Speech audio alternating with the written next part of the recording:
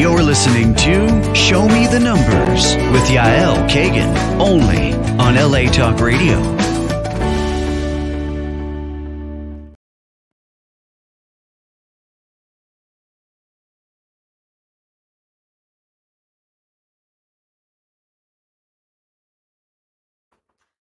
Good afternoon from LA, and welcome to my show, Show Me the Numbers, every Wednesday at 12 noon. My name is Yael Kagan. I am a hypnotherapist and an NLP master and a master in numerology. I try to bring you information within my industry, and others try to find interesting guests for you, and I do. And today I have a special guest, meeting him in person for the first time today. So welcome, Aaron.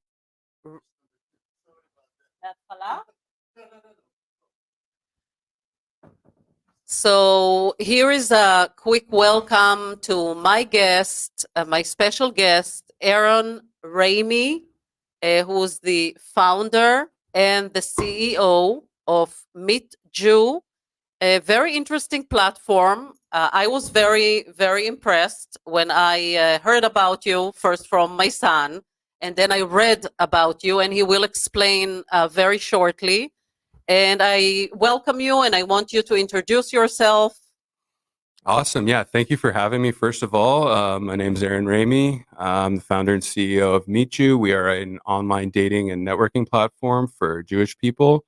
And we also throw in-person events all over the United States, but also internationally, Israel. We're looking to do Europe. And we match up other Jews for the purposes of dating, networking, making friends, building community. And we've been going strong now for about 4 years. So you started right when COVID hit, kind of, right? Yeah. It's 4 years? Yeah. So we started March 2020. I was still in college at the time, and the whole world was shutting down, and I was seeing kind of different little Jewish Facebook groups pop up, and I got the idea to do something centered around dating, because I'm thinking, like, what are people going to do? They're going to be on, their dating apps, but they can't meet up with everyone, so we're kind of locked in. So I had an idea to make like a community platform centered around dating for mainly Jewish college students, and a Facebook group is a good medium to build a good community. So I created the Facebook group, and it just completely took off, and like thousands and thousands and thousands of people joined. And then we created offshoot groups for older age groups. And 4 years later, we have 4 Facebook groups, and it's combined like around 65, 70,000 members in all of them. So, yeah. Very, very, very impressive. And you're saying you started it 4 years ago. I've been working with a lot of, since COVID, I have to say, most of my clients are within like mid-20s all the way to 40s. And I could see the challenges. I could see how people that were either very lonely, didn't know where to meet people. There are some other online platforms, but yours is very different. And that's what was catching my eye as I was doing a little research about you. And it's interesting for me to know what inspired you to start a Jewish kind of matchmaking, I would say, platform. Yeah. So what inspired me initially was just the idea of wanting to connect young Jews during the pandemic, and make it fun and engaging, interactive, and match people up. And then it sort of took off from there and became something a bit bigger. And I brought on my two business partners, Daniel Ibrahimi and Justin Cohen. Shout out to them. And we started matching people through a comprehensive survey. And then Justin Cohen, who's our CTO, CIO, he created an algorithm to match people based off that survey. So we started matching people based on compatibility. And then we started doing like Zoom calls where we would do kind of speed dating. And now we do virtual speed dating events fairly often. So it transitioned from, like a fun, engaging thing to keep occupy your time during the pandemic to, okay, we want to match up Jews, everywhere. And I've always been really passionate ever since I went on Birthright in 2015, just about Jewish unity and, getting past our differences to like be unified as a people and whatnot, because throughout history, when we're not unified, not great things happen. And so that combined with just wanting to match up Jews with other Jews, I was just raised from my parents. Basically, I had two requirements: marry Jewish and don't get a tattoo. So that was kind of ingrained in me since I was a kid. So I always wanted to match up other Jews. And yeah, so it started off as just this platform for Jewish college students, but it kept growing to more and more, Baruch Hashem. So And I can understand mom and you so well, because I have a son. I think he's 2 years older than you, yeah, and he wasn't dating for like 5 or 6 years. I think to the point that I was like, "Is something wrong with you?" And he was like, "Mom, I just can't find the right person. right. I It's need a hard. Jewish girl. I need someone who knows what it means to light Shabbat candles Yeah, and to keep kosher." And I looked at him and I was like, "Wow, either I did something right, or he's just, doing the right thing." And he was picky, yes, but at the end he found what he needed. So chapeau to you for doing that, Toda because so Rabba. many, young people in this age are just very lost. We're having all kind of challenges in the Jewish world to Right. begin with. Yeah. So that's on top of it. So I'm proud of you, for being at your age and doing what you're doing. And I do feel that we need to talk. We spoke a little bit before the show, but how we came from the traditional matchmaking in the Jewish world. If you will explain a little bit about what you know about Yeah. it, into what is happening today. Yeah. So it's a very interesting topic if you're not, well versed in sort of the matchmaking aspect of the Jewish world. So um, it's funny because early on, I was actually getting interviewed from I think a lady in Tennessee, a Jewish newspaper out there, and she's like, "How does it feel to be a matchmaker being a man?" Because it's typically like an A old women. the stereotype is like a kind of old Jewish, like I guess yenta, like in Yeah. the shtetl or something, like matching up people and matching up Jews within the community. And number one, I don't necessarily identify myself as a matchmaker. I just kind of create the environment for Jews to meet each other. But we do matchmaking. But the traditional model in the Jewish community, especially amongst like religious Orthodox Jews, is you go to someone called a shadchan, which is like a matchmaker, and you submit like a resume to them, like a full resume profile of just who you are as a person and what you're looking for, and then that shadchan will match you with someone else in the community. And that's still very much popular amongst more like Orthodox and religious Jewish communities. And then you'll go on a date. If you're ever in Jerusalem in Israel, like if you go to a hotel, The like lobby. you'll see a bunch of like an Orthodox Jewish man and Orthodox Jewish woman, like kind of sitting a bit away from each other. And they're all in the lobbies and they're all on dates, and it's all arranged by a matchmaker. So that's like a very traditional Jewish model of matchmaking that still exists. Thank God. I think it's fantastic. But, for Jews that aren't necessarily Orthodox, maybe they're traditional, like Masorti, conservative, like, or even just secular. They still want to date someone Jewish, but they might not want as formal as a process. So I think where we come in is we're not just like a swipe app like some of the other ones that exist. We do intentional matchmaking. We have a comprehensive survey that you can take. We do these virtual speed dating events. We have a ton of in-person events, all different types of events you can think of everywhere. So it's really centered around community. And I think that allows for more genuine connections as opposed to just you're kind of isolated on an app or something like that. So our approach is very community based. And I think it works well with the Jewish community because we're very, being Jewish and observing Judaism is very communal, right? Like you go to shul, you go to the kosher restaurant, you go to a Torah class, like you got to be around. Tradition, mentality. Exactly. Even if you're not necessarily Orthodox, right? So, we create an environment and a space for Jews that are not necessarily Orthodox, although we do have a lot of Orthodox Jews that come to meet someone, right? So I think that's kind of what separates us from maybe other dating apps or dating platforms or even very traditional Jewish matchmaking.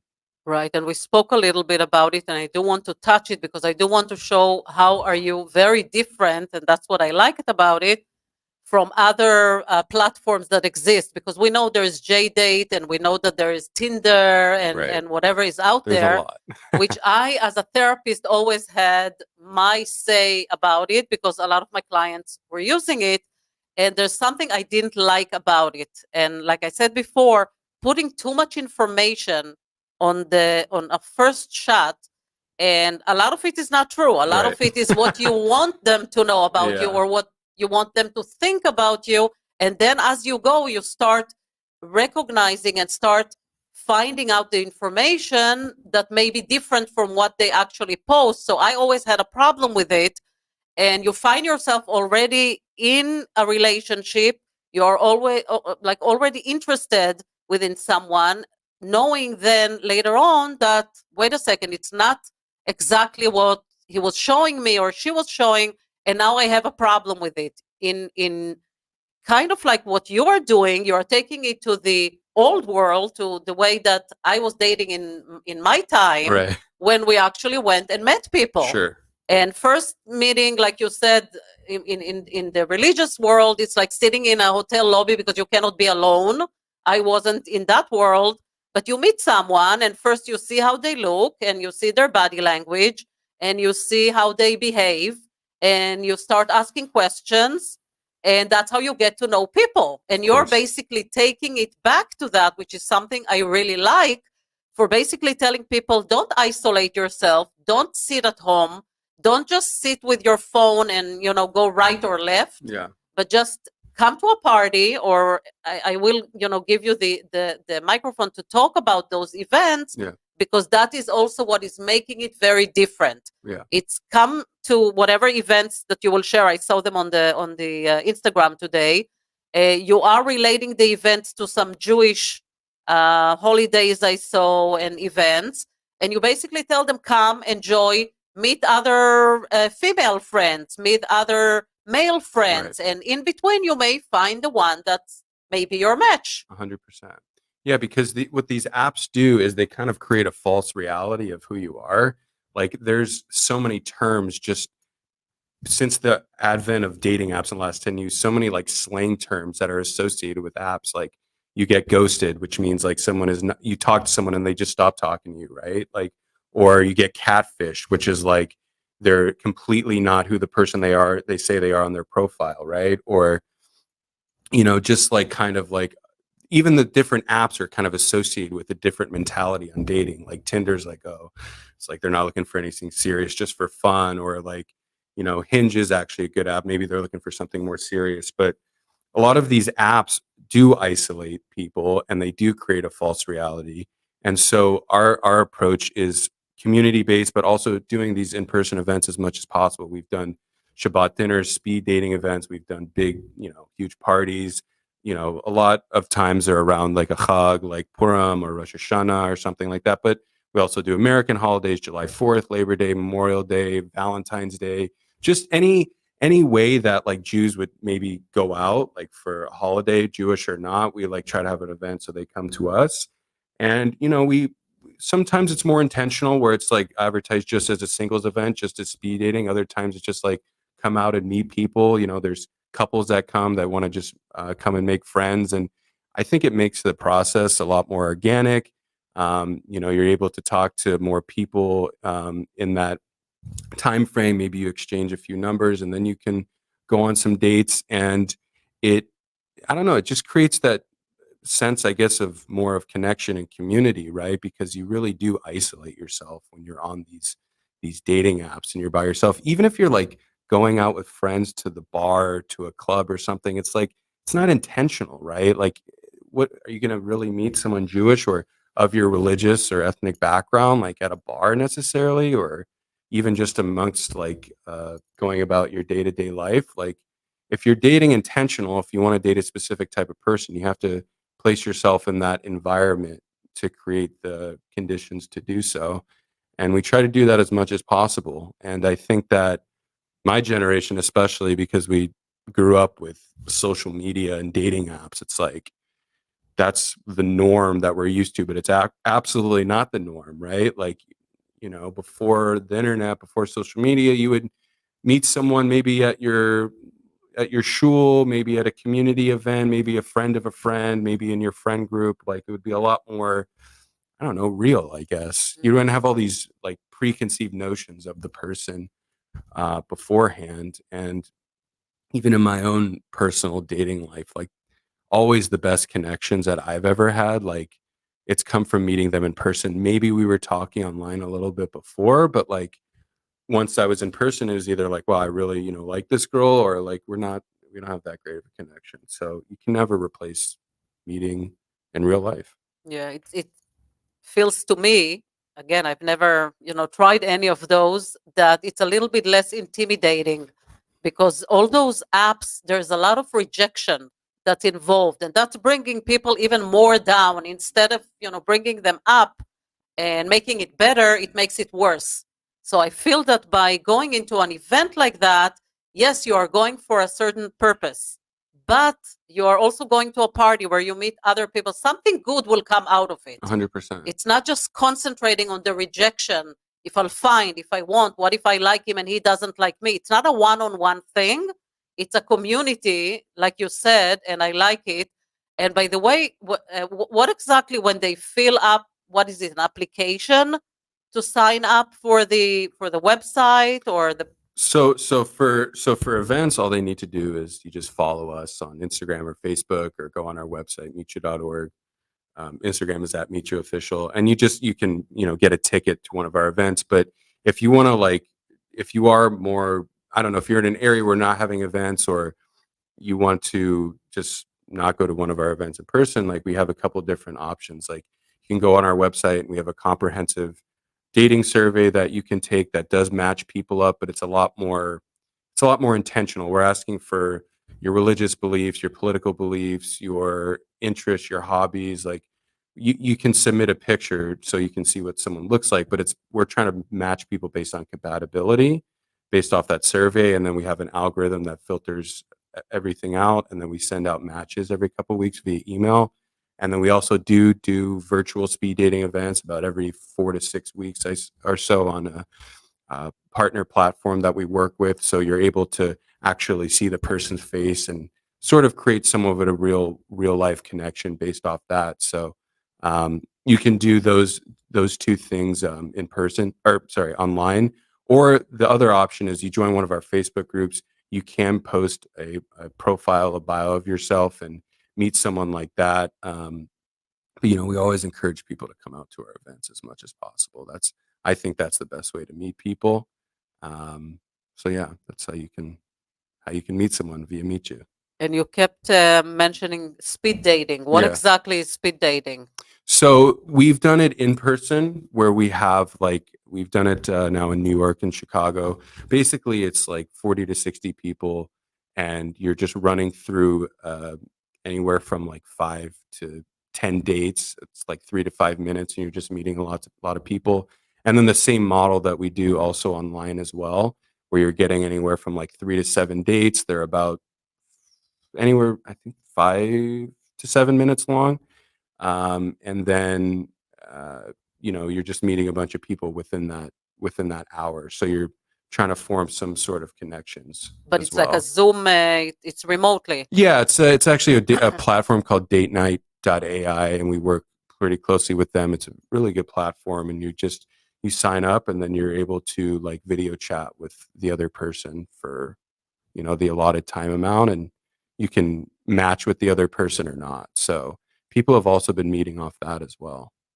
Interesting. Because some people are, maybe a bit more introverted, or like social anxiety. They want to like talk to someone, but maybe like they don't want to be in this big event, or maybe they're just in maybe a remote area, right? They don't have access to like our events or other Jewish organizations events, which is actually something that is a long-term goal of mine, is to have events in cities where there's Jewish communities, but they're not like as large as LA or New York City or Miami or something, because there's so many events out there. So trying to hit communities where there's there's Jews, but it's not like the infrastructure in some of these other cities as well. And how do you do it in places like that? You need to find like a key person that will make it happen. Yeah, so how we've done it is we'll like partner up with like organizations within those cities, like a YJP, which is a Young Jewish Professionals organization, or maybe there's kind of like a, what's the word I'm looking for? They're like a socialite within the community and they can kind of work with us. Or sometimes people just reach out and be like, hey, I want to partner with you on an event in Boston or Chicago or um, Denver, or even where I live in San Diego. And yeah, you just kind of have to be scrappy and hustle. And, we try to find a good venue or try to work out a good deal with a venue or someone's home or something. So it's a community effort Mhm. and it's a lot of networking, but we try to pull it off as much as possible. And then from there, you got to get in the community. You get in, there's like these WhatsApp chats, community chats that are for Jewish people in every city you can think of. So you get in those WhatsApp chats, you spread the message in there, you get in local Facebook groups, you do social media ads to that community. And yeah, you use like the little socialites that are in that community to spread the word. So yeah, because there's a lot of Jews in like cities outside of those big three that they want to meet someone Jewish as well. It's just a bit harder. Right, for So, sure. yeah. And right now, in which cities or states are you doing events? So we do a lot in Southern California because I'm in San Diego. One of my other business partners, Daniel, is in Los Angeles. So we've done a lot of stuff in San Diego and Los Angeles and even Orange County. Another business partner lives in New Jersey right now. He was in New York, so we do a lot in New York. We have done a good amount of stuff in South Florida, but we've also done stuff in Chicago, Boston. Um, we've partnered on different events in like Washington D.C. area. I'm trying to think where else. It's been a lot. But I'm sure people also fly and just come They to the do, yeah. events. We had a really large Yom Ha'atzmaut party in San Diego last year, and people flew in from Vegas, Arizona, Atlanta. Like it was about 500 people. That's Michael and Lital Right, were right. actually there. That was a That's how great I event. first heard about you. Yeah. So, yeah, it kind of depends on the event, and So we need to spread it as much as possible yeah. because yes, you are doing it in. I think I saw on the 15 you have something for like few events for Shavuot. So we try to work with as many organizations as possible on their events too. I'm not someone who's like gatekeeping, like, oh, just come to our events. Like, no, go to everyone's events. It helps. It just helps. It brings more people out. So we're working with someone named Nelly's List. She's been around for a very long time, like 20 years, doing matchmaking events. So we're partners with her, and we're helping promote her event in Miami and Los Angeles this Saturday night. And then we're working on doing something for July 4th, and then we're gonna be going to like San Francisco and Philadelphia in the next couple months, New York City again. Even though they do have a lot of events out there, but we get a lot of requests to still have events there. So yeah, just trying to go everywhere. And what are the ages? I mean, I don't know if you Yeah. limit it, but what age do you see right So now? the age range is typically 20s and 30s. I'd say it's the average age is probably like 28, 29, 30. Um, but we get people up until their late 30s or late 40s. And another thing that I want to do as well with MEETJEW is I want to cater to the older crowd, like 30s, 40s, and 50s, who are still single, or maybe they were previously married, because they don't get as many events for them. But that's definitely a need. So I definitely want to start doing events for them, even older, like 50s, 60s, 70s as well, because everybody needs to find love. So that's something that I want to hit. But me and my two business partners, we're all in our 20s, so that it's kind of the natural, organic thing that happened was we were helping people kind of around our age. But I definitely do want to help Jews that are older that are looking as well. Right, but I think this age, the 20s and 30s, is the age that is more stressful because of the need to have children. That's why at this age they're like, "Hey, wake up! We need to get married." Yeah, So that's it started probably early. where the biggest need is. But you are right; it's also older ages. Share with me some success stories. I mean, I did read, but I want you to share it. but I saw some nice, interesting stories. Yeah. So, I mean, just like 2 or 3 weeks ago at this point, I was in Greenwich, Connecticut for one of my business partners' weddings, Justin Cohen. Shout out Justin. He married his now wife, Sarah Myers. They met through us on Meet You. The first wedding I ever went to from a couple that met through us was at 770 Chabad in Crown Heights. So like we've matched couples that are like very religious and very secular. I'll be at events, or not even our events. I'll be at like other Jewish events or happenings in the community, and I'll have someone come up to me like, "Oh, I met my fiance from you guys," or "Oh, my friends are married from you guys." So, um, yeah, there's we've had a lot of marriages at this point. I think it's around, I want to say it's around 50 at this point, and Wow, that's another impressive. couple, 200-300 couples that are like engaged or dating all over, like the Netherlands, Israel, Florida, Boston, yeah, LA, literally everywhere, Texas. So, like, I got invited to a wedding in Texas where it was like cowboy themed, and like it's just everything you can think of. So it's really cool. That's quite amazing. I think it's funny that Israel is also looking for the same thing when everyone around you, I mean, not everyone, but a lot of Jewish people around them, but they're still looking for those platforms for Yeah. connections. Yeah, it's interesting because you would think, oh, you're just in Israel, but around Jews all the time, so Right. you could find someone. But it doesn't necessarily mean that they're going to events or that they're dating intentionally or whatnot. And also, like, Israel has it has interesting like societal dynamics, right? There's a lot of like olim, like immigrants, like that are English speaking, and their Hebrew is like not so great, so they want to meet someone that's English speaking.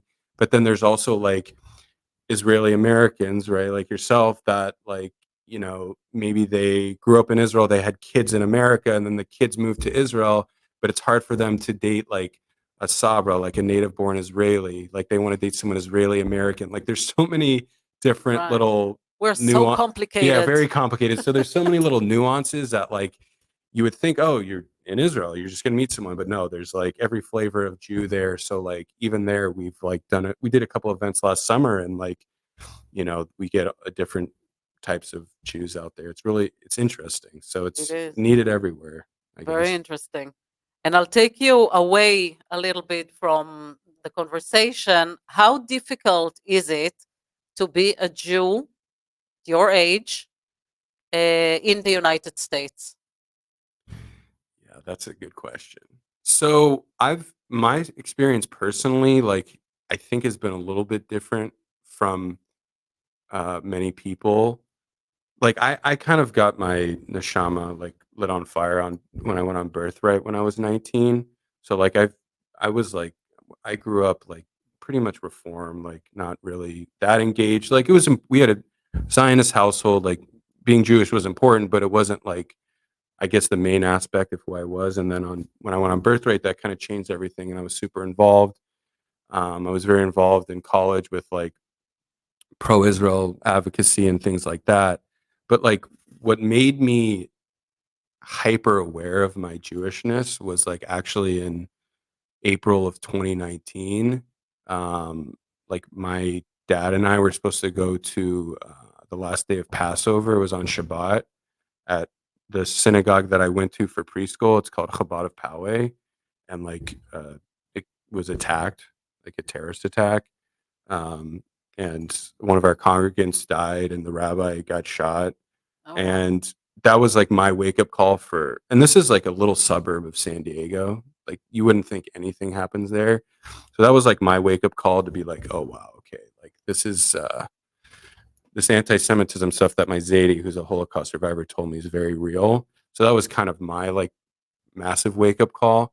And then, over the last few years, even before October 7th, there was a lot of like bubbling up of anti-Semitism. And then October 7th happened. And then, we've seen what's happened since. So um, I, I've kind of, I don't know what the word is, kind of been awake to like this level of Jewish hatred, I guess, that exists um, even before October 7th. But, you know, now I'm seeing like friends who have kind of been not involved for a long time being like, wow, okay, I've lost a lot of friends who I didn't think were anti-Semitic at all or anything, and they've completely turned on me. So it's been challenging, I guess, but I guess one good thing that has come out of it is that I am seeing a lot of Jews who were maybe totally disconnected, weren't involved in any way. They're getting way more involved now. They're coming to events. They want to date someone Jewish. They just want to be around other Jews, which is like an amazing thing to see. So, like Judaism is always trying to find lightness in the dark. So there's been a lot of light to come out of it, but it's difficult. You know what I mean? Like I'm like definitely hyper aware. Hyper aware when I get an Uber. I'm hyper aware like when I'm in New York, if I'm in the subway and I'm wearing like my hostage tag, like just hyper aware, you know? Yeah, it's interesting because in psychology there is the fight flight mechanism, which is Mm-hmm. a surviving mode, and you can see how some people just choose to escape.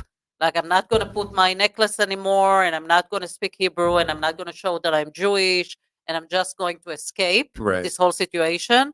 And something else that we've been seeing, and again, it's something to do with personality, is the fight. No, I'm going to fight. I'm going to be with my Jewish people. I'm going to wear my symbols. I'm just going to be there. I'm going to surround myself with the Jewish people. So you can see from both worlds. I'm seeing it also, like with my daughter, at least with my son. I never had that problem. Yeah. But I think it's important because the only way to be able to deal with it is to have a supporting community. 100%. And if people are not within the right community, and I don't say that other communities are not good. I'm not judgmental in any way. I'm Right. just saying that when we are isolated the way we are right now, when we are being judged, and I'm not trying to tell anybody, don't judge me or I'm right and you're wrong. Right. I'm absolutely not. Yeah. I'm just saying, let me just be with my people, and it will make me stronger 100%. and it will make us stronger together. Yeah.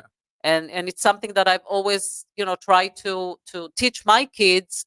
When I said I prefer, like you said, your mom told you marry a Jew Yeah. and never tattoo, the Yeah. exact same things I said at home.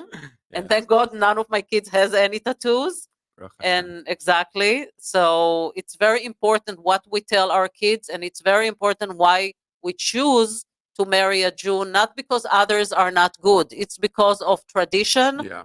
that have been for thousands of years. So there's a reason behind it.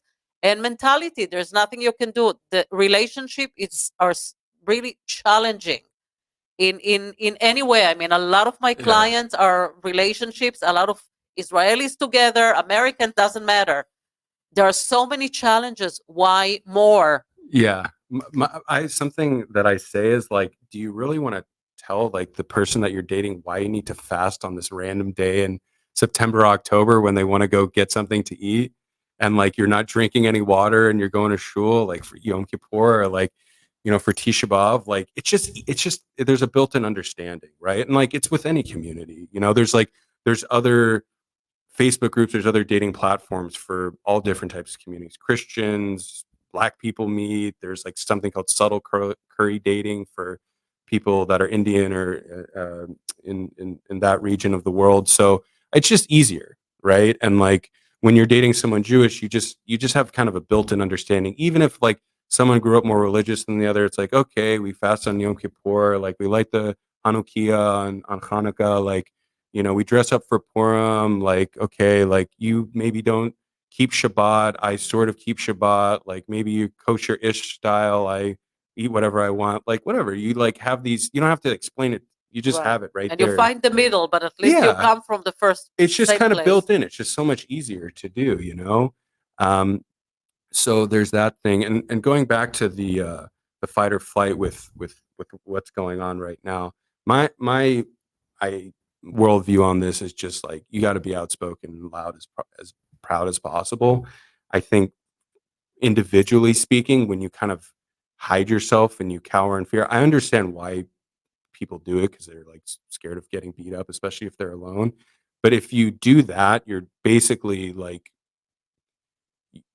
you're limiting your potential and ability to like be confident as a person, because when you're hiding things like you just get like this psychological effect where you're just kind of scared of everything, right? You're not facing challenges. So I would say that even not from just like the anti-Semitic part, like just hiding something, like it really, whatever the opposite of being free is, like enslaved, I guess, like that's what it does to you. So that's something that I would say for people who are kind of scared to be Jewish right now. Like you need to like take that bold action to like wear your Magen David or wear a kippah or whatever it is to show that you're Jewish, even if you might encounter some not so great people for it. Like you're gonna get more courage.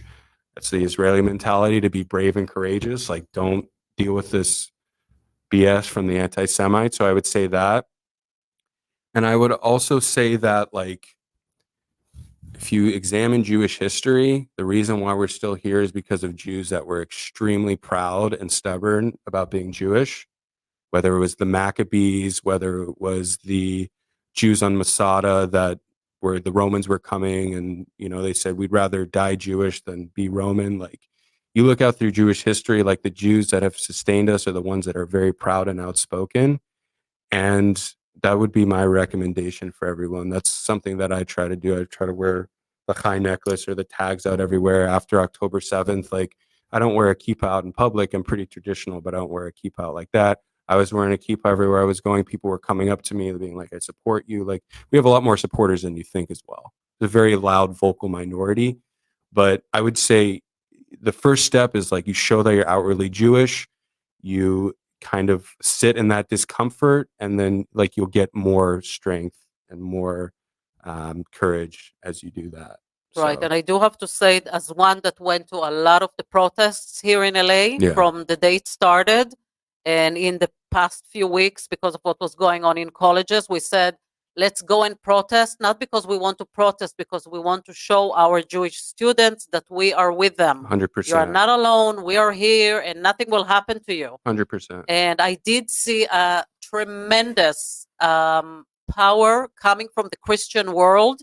Different pastors that came and said, we're with you, we love you, we agree with you, Yeah. which was quite amazing. 100%. And I do want to share something that, an advice that I got from my son for my daughter, who has been, seeing it through med school, but only since October 7th, not before that.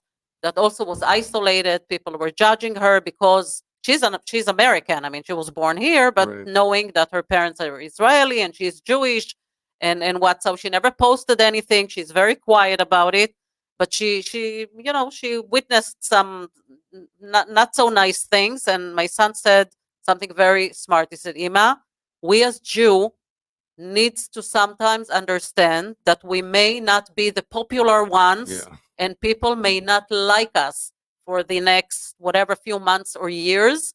But it doesn't mean that because of that we have to bend down. We have to do the No. exact opposite. You have to have a backbone. People will appreciate you later because you were standing for your ideals, for your rights, for what is right for you. Even if other people may not like it, you still have to go with it. And I think that's one thing I want to tell, anyone of the audience that is listening, to not be afraid. If you're afraid, you have a community. Find a community. Be surrounded with other people with the same thoughts, with the same ideas like yours. And then you will feel more comfortable. And here we are opening the audience to an amazing platform, which is for dating. But like you said, it's also for just Jewish people to come together, just be together. Obviously, if your match is there, you will find the match. That's exactly what's going to happen. And that's why I love what you do. Thank you. Now, I saw that you started it. You were still students, I believe. Mhm. And some of you are working other jobs. Like how, I'm sure it's costing a lot of money. Yeah. And I mean, how do you do that? So it's been like, it's a hustle. It's a grind. It's a struggle. I'm not going to lie. My two business partners, they have jobs. I've worked a number of part-time jobs, side hustles over the years. And right now we're trying to fundraise. We recently became a fiscally sponsored 501c3 nonprofit. So we went that route. So we're just trying to fundraise right now. If you want to help out, you can go to MEETJEW.org and donate there, or follow us on Instagram, MEETJEW Official, and also donate there because to do these events and to be able to pay ourselves so we can actually do this full time in the long term, we need that funding. And I think one of the things in the Jewish world that has been a little bit frustrating is that there's so many do-it-yourself organizations and young startups like ours, where their people are our age in their 20s and 30s, and they need funding. They need, the Jewish philanthropists that are giving to like the big institutions. They need to be giving to us, frankly. Like, I understand why they're giving to the big institutions, but someone like me and someone like others that I could probably shout out a bunch of names right now. My friend Millennial Rabbi is doing great work with his Solex. Frankie Burns with Nice Jewish. Like, there's so many startup organizations that like need funding because it takes a lot of time, money, and energy, resources to And do these, and advertising. advertising and marketing to do these events and pull them off and hopefully be able to pay yourself to make it a living. So like I would say, like, to any Jewish philanthropist watching this, or any kids who have parents that are philanthropists, like, reach out and give to our organizations, because we're on the ground, like, doing the work. We're organizing the events, we're matching the Jews, we're providing the community, we're providing the connection. We are at the protests. We're in the thick of it, and we're the next generation up, and we have a lot of issues that we're going to have to deal with and are dealing with, and you need resources to do that. So I would say, please donate whatever you can, whether it's $5 or 5,000, whatever. 5,000 is better. Yeah, we like the 5,000 a lot, but anything helps at all. So that's something that we've been trying to focus on as well, because it's not easy being an entrepreneur, trying to make it work financially. It's a lot of work. It's hard. I love it, but like, that's a grind. So, if any way that you could help out us, help out the organizations that I mentioned, or there's so many others that I can think of, but that's a constant topic of conversation with me and other people in my space and my industry, that are like, okay, we need some of this to trickle down from the big Jewish institutions and the older donors and philanthropists, because times are changing. You know what I mean? It's like, you can't necessarily just give to your local federation or whatever. They do great work, but you got to give to people that are like really starting their own initiatives, because they're the ones with the energy, they're the ones with the passion. They don't have all this bureaucracy that they have to go through. They can kind of take the money and really make good use of it. So like, we've been able to create hundreds of matches and do tons and tons of events over the last few years with very limited resources, and it's been a hustle, and it's getting better now, but it's like constant. You gotta pull your weight. So that's something that I would say for that. And do Absolutely. contact other foundations, because I volunteer as in a board of the Israeli center, a new center that opened in Encino, Mhm. and I found that even whether it's Google, Amazon, different companies, different foundations have a lot of grants. Even Venmo has grants, by the way, and you can just contact them as a nonprofit organization Yeah. and apply. It's very, very easy, but you probably need also volunteers to do all those works for you. Yeah. But by all means, I mean, let's go with the fight and not the flight, Yeah. and 100%. Always in do the it fight. 100%. And that's why we are spreading this, because we want more people to know about them. We want, if we don't have, or if they don't have more participants, then it's not going to grow. And you're growing amazingly in the 4 years since you opened, but it definitely needs to grow. So if you are participating, if you know anyone that may be interested in donating to someone like that, definitely spread it all over. Any message before we'll finish, like a message I would say to the world, because I told you that I picked on your date of birth because I'm a numerologist and that's what Yeah. I do for a living. Yeah. And I saw very interesting numbers. Obviously, I'm not going to share it here, but I looked only at two of your numbers, which is the day that you were born and your life path number, which is the strongest number. And like I told you, you have an amazing combination between the nurturing, the responsible, the family-oriented person. I told you it's a therapist. It's the person that came to help other people in different ways. You chose this way, which is great. And also combined with a compassionate, idealistic, spiritual, which is your Judaism, I would say, and strive to make the world a better place. And again, everyone may look at it differently. Some people will say, make the world a better place is taking care of the animals or whatever. Let's go vegan. Let's go whatever. Different Right. ways of doing it. You chose this way, and it's like a perfect way for you to use your life path number and your potential. So I love it that you're doing it, but because you came to make this world a better world, I want to see if you can give us like an ending message to everyone in the world. You know what? Not just the Jewish world. Yeah, absolutely. I would say for something like that, one of the big pillars that is in the Jewish community is tikkun olam, which is repairing the world and whatnot through mitzvot. Um, I would just say, like, after October 7th, like we've seen kind of the world like be a little bit chaotic and a little bit of a mess. So honestly, just doing little things for me throughout the day, like I try to hold the door open for people, like little things like that, or just giving little compliments throughout the day. I find that like these little things that you do that seem mundane are actually make a big difference. They actually make society a better place because I'm really focused on like tikkun haba, which is like, repairing the Jewish world and Jewish community, but like we also should be trying to repair the world out there as well. So I would say just do little mitzvot, little good deeds, things that you can help out, whatever your cause may be. Um, and they can be as small as holding the door open. They can be as big as donating a bunch of money to a charity. They can be something that I love, like helping dogs at an animal shelter. So I would say concentrate on the little things that you can do in your own life, because you focus on the big grand things. Those are great, but like that's really difficult. And like change happens through these like little incremental little steps. Like something I heard recently was like from my friend who's in yeshiva. He was telling me like the Rebbe, the Chabad Rebbe, basically said like mitzvahs like beget mitzvahs. So you do one good deed and then another good deed happens. Like he just got married because he was in the line at a grocery store in Toronto, just visiting, and like the kid in front of him couldn't afford the milk, so he paid for his milk.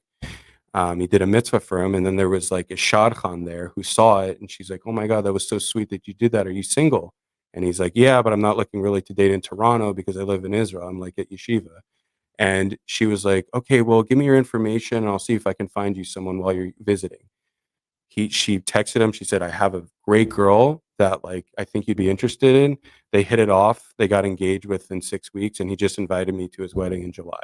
Just from Wow. that little interaction of him like paying for that milk, and because he went to the store because he was hungry, this lady was like, "Oh my God, you're a mensch."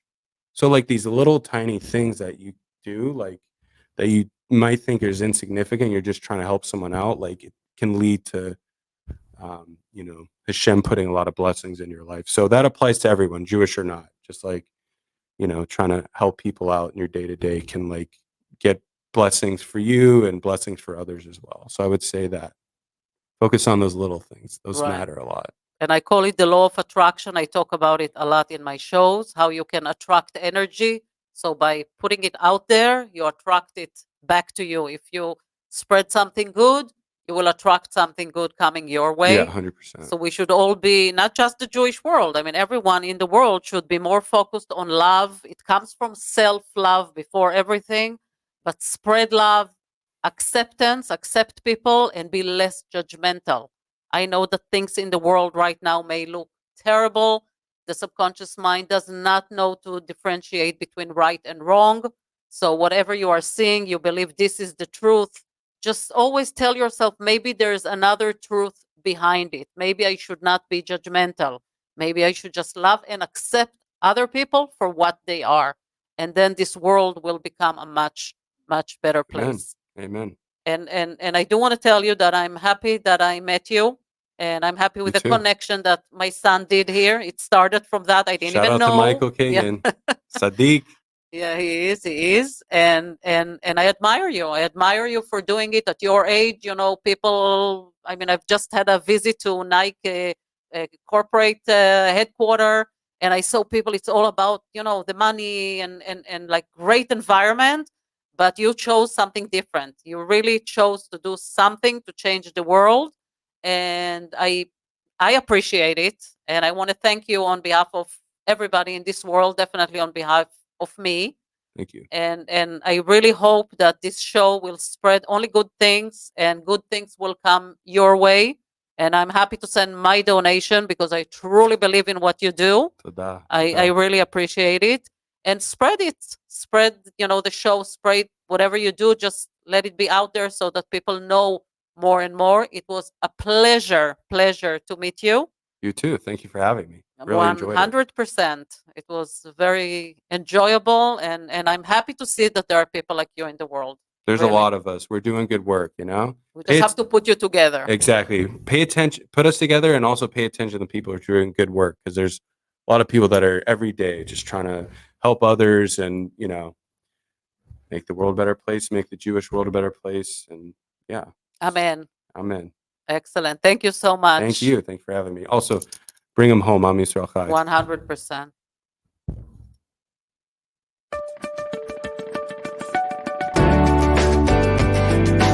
You're listening to Show Me the Numbers with Yael Kagan, only on LA Talk Radio.